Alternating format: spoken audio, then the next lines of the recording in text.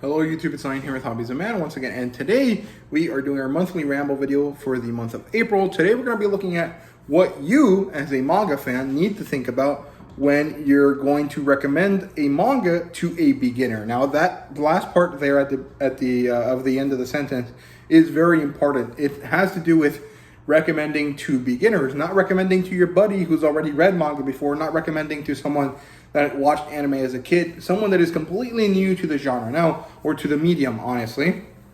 Now, these people are necessarily not going to be the most important group of people that you need to kind of talk about with manga, but they are out there. People exist that have never watched anime at all in their lives and that might be interested in this medium, but they are the ones that need the most consideration when you, as a person that likes manga and anime, wants to recommend something to them, because I think that we forget that manga and anime have like very weird things in them. And so if you are trying to give something to a beginner and you're trying to get them to stay with the medium, to check out more than one manga series, you need to be careful about what you kind of recommend to them. So there are two things that we're going to be looking at here, and both of them have to do with accessibility. Now, accessibility in this sense means how likely or how easy it is to get into this medium now. So I have two things that I think are important: accessibility of commitment and accessibility of ideas. Now, accessibility of commitment refers to two things: the ability to buy a series, as in how much money is going to be spent on this, and the ability to have time to read it, the accessibility of time commitment, right? So those two things are very important. When you are recommending something to a beginner, it is not good to recommend to them something that costs a lot of money to get into, or something that is going to take a long time to read. So those two things are very important here. And in terms of accessibility to the other point that I was talking about, accessibility of ideas, you have to have something recommended to them that is relatively easy to understand from a Western perspective, because I am assuming that you are a Western person that is going to get other Western people into manga and anime, and there are a lot of things that are very Japanese specific that make no sense to us or are offensive to us in the West, or that we just feel uncomfortable with in the West, that in Japan might be relatively normal things, right? So what am I kind of talking about here? When we're talking about accessibility of commitment, we're talking about something that doesn't cost too much. That is to say, I'm not going to recommend something like Berserk to be the first thing to read, because it costs too much to get into it, especially if you want to buy the first edition or like the best edition, right? The very beautiful, giant deluxe editions are very expensive. And also, it is over 40 volumes long. That is very long. That is a big time commitment, especially if the reader reads the first 3 volumes, doesn't like it, and then is told, hey, just keep reading, it's going to get better. That is a lot of money and time that goes into it. And also, even though Berserk is pretty average in terms of grimdark Western fantasy, it is still a very difficult read to get into without knowing these things first, right? But if you're going to get someone to get right into the medium for the first time, it is maybe better to not tell them anything about the series that you're recommending them beyond the very general idea, right? And of course, that's going to make people very upset when they read something as heavy as Berserk, right?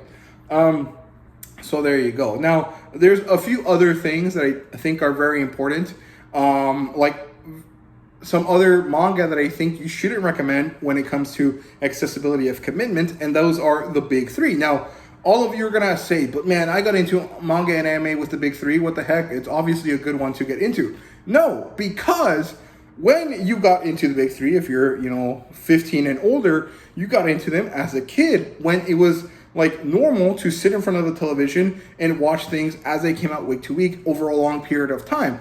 That is not doable nowadays, and a lot of the reasons why so many people are into the big 3 is not only because those stories are good, but because of nostalgia, and because growing up they had a lot of time to go and watch these series while they were coming out on television. People nowadays don't really do that. Everything is binging when it comes to television, and otherwise it's just very difficult to read 70 plus volumes of a manga. And also, the other thing about the big 3 that is very important here is that for all 3 of the big 3, the first 100-ish chapters are boring as fuck compared to modern like manga. Now, I love the big three. I like all three of them.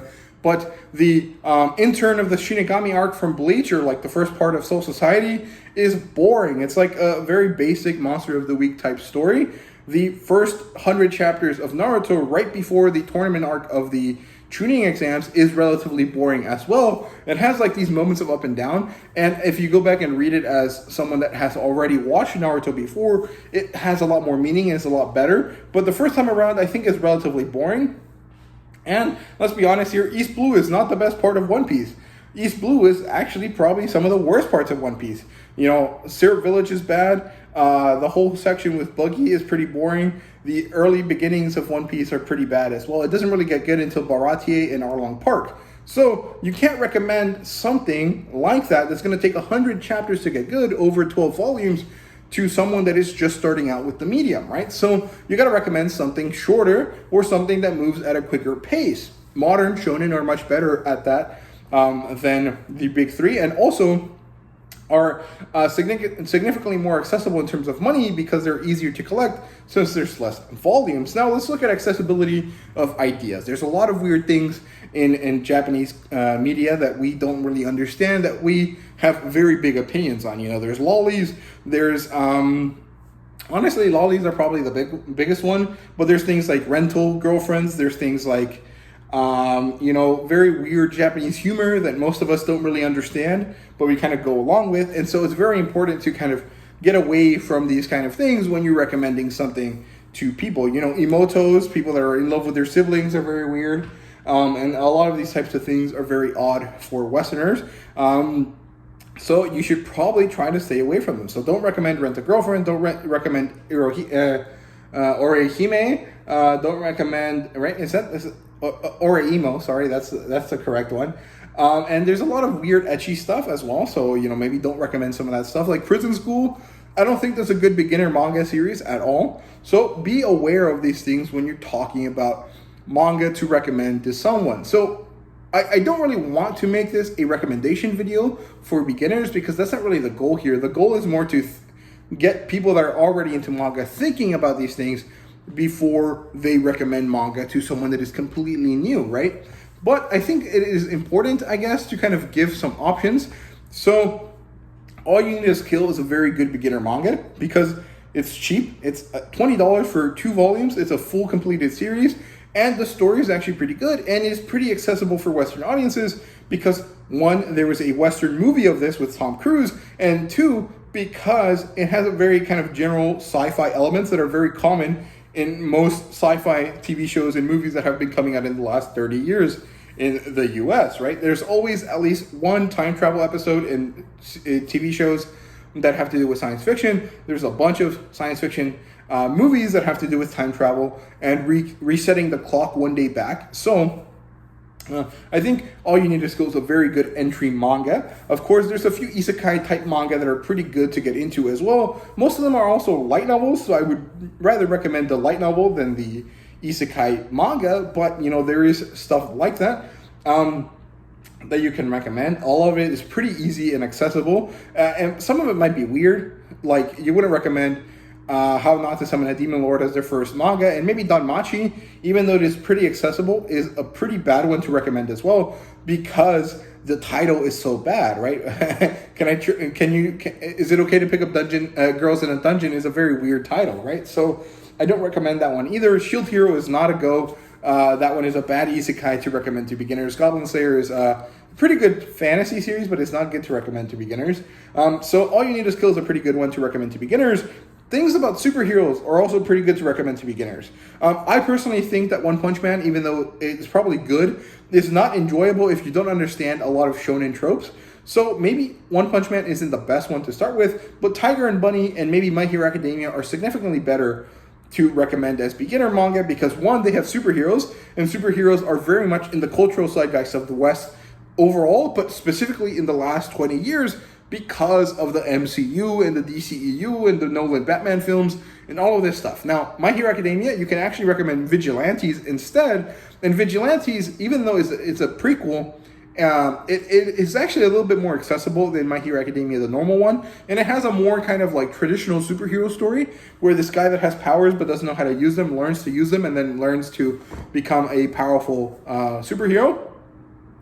Which is slightly different from like the chosen one archetype that, you know, Midoriya kind of has. So it might feel a little bit more similar to modern like Spider-Man kind of comics. So My Hero Academia, My Hero Academia Vigilantes, and Tiger and Bunny are pretty good intro to, you know, manga kind of manga. I think Tiger and Bunny has 20 volumes. My Hero Academia currently has 32, which is kind of edging into the very like big kind of like it's too large to recommend now kind of category. But I think that because it's superheroes, it's a little bit more accessible and it's going to be easier to get people to read it. Other than that, I think that's basically it. Like I can't think of anything else that is like super accessible, that is going to be understandable, that is also going to be like easy to get into. I mean, I guess sports manga.